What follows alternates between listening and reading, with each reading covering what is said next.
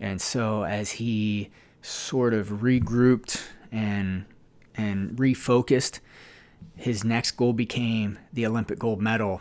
And what he did was he kind of became even more motivated to ensure that he could honor his sister again. And he said, you know what, this time I'm not going to let any sliver of doubt, even the possibility, emerge that I might lose. And so according to Gable, he started to train 7 days a week, 6 hours a day, in order to ensure his success and victory at the Olympic Games. And sure enough, 1972 Olympics, Gable went in, and the Soviets tried everything in their power to find somebody to put somebody on the mat who could take down Gable, and they couldn't do it. Gable emerged victorious at the Olympic Games, winning the gold medal, and he didn't surrender a single point. Nobody scored a point on him. So he dominated the Olympics. So again, he used that tragedy to motivate himself to train at insane levels that I would say probably nobody had ever really been able to train at. You know, nobody ever had that mental wherewithal, that determination, that fortitude to train at that level. And so Gable once again emerges victorious, redeemed in his domination of the Olympic Games.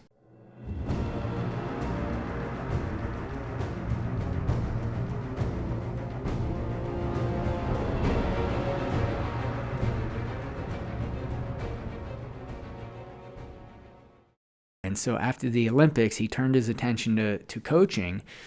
And again, Gable would say that he was kind of hoping to go back to Iowa State. That was his alma mater, and that was where he wanted to end up.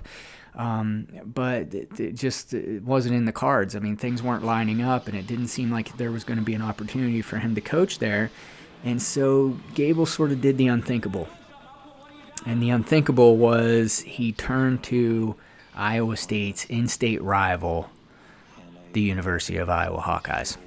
And he went, down the road, and he took a coaching position. He was an assistant coach at first, and then eventually he became the head coach. And he would take collegiate wrestling by storm and establish a dynasty in the process that no one had ever before seen. I would say, in my opinion, it's the greatest dynasty in all of collegiate sports. And I don't think Iowa gets the credit it deserves to this day. I hear people talk about John Wooden, and don't get me wrong, I know he was a great coach and he created a dynasty at UCLA. I hear people talk about Bear Bryant and, all these great coaches in all different sports. But, in my opinion, Dan Gable is the greatest coach to ever coach collegiately. Now, again, maybe Cale Sanderson is challenging that legacy with what he's doing at Penn State. And I'm planning on doing a video on Cale Sanderson later, but for right now, I want to focus on Gable because Gable's career has been solidified.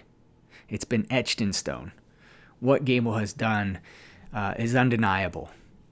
And so, essentially, Gable now moves into coaching, and, let me just kind of break down what he did. He basically brought that same philosophy that had made him a tremendous success as an athlete, and he brought it into his coaching, which was, the cornerstone of his philosophy again was hard work, outworking everyone. And that's what Iowa became known for. They became known for their arduous workouts. Gable would push these guys to their absolute limits, both physically and mentally, and their conditioning was just off the charts. And again, anybody who's ever wrestled, I'm assuming most of you have wrestled, knows that, it's unlike any other sport. I've played football, I've played other sports, whatever. Wrestling is off the charts as far as conditioning, and Iowa was off the charts compared to everybody else, in their level of conditioning. And so they were just known for wearing guys down. And if you ever go back and watch these classic matches with the Brands brothers or Lincoln McElravy or Mark Ironside, or the list goes on and on, there's so many videos out there, and there's so many matches out there that you can watch where Iowa is just simply outworking their opponents on the mat. They're wearing people down, they're breaking them mentally, and they're just And that led to Iowa dominating collegiate wrestling for a long time. And, these workouts were legendary. Roy Salger, everybody knows he's a great storyteller, and Dan Gable, Competitor Supreme, he actually said, I'd rather go back and do time than go back and do some of those workouts again. That's how brutal these workouts were. He'd rather do time in prison than go back and do some of these Gable run workouts. I mean, that's just so, it's kind of cool, but again, it's just crazy. And Gable was known for that work ethic, but not only did he, yes, hard work was at the cornerstone of his philosophy, but Gable also had somewhat of a scientific / psychological approach to his coaching. Gable himself has told the story about Iowa had strung 9 championships together in a row, and they were going for number 10, and they fell short.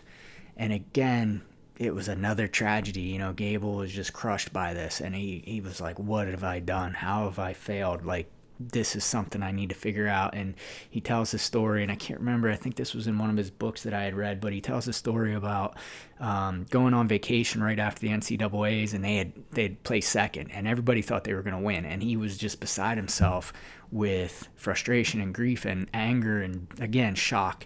And his wife said, you need to figure this out. You're going to be miserable this whole vacation unless you just stay here in the hotel room and sit down and figure this out. And Gable said he sat down and he planned out his entire next year, 365 days of training for the next year.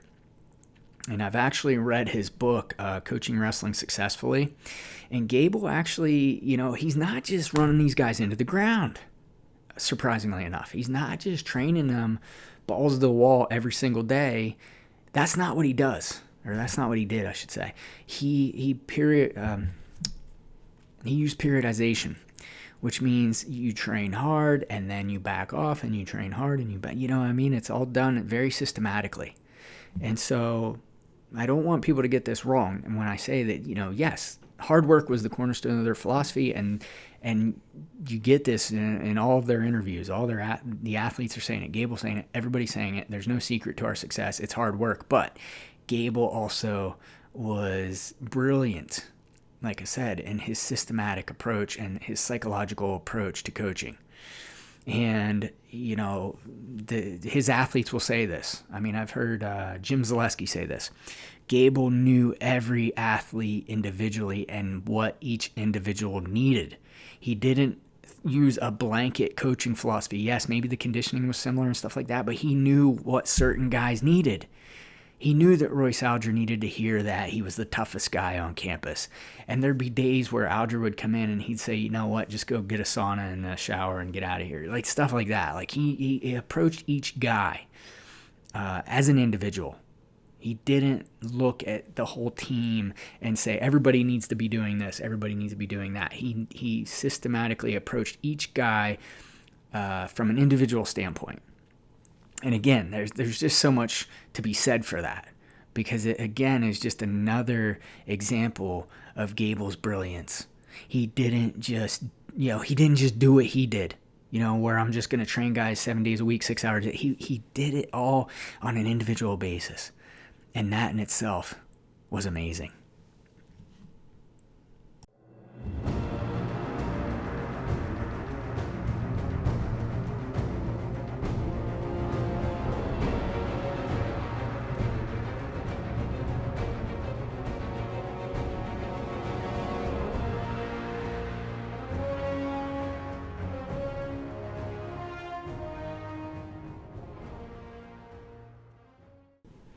And so I just kind of want to wrap this whole thing up with talking about Gable's legacy.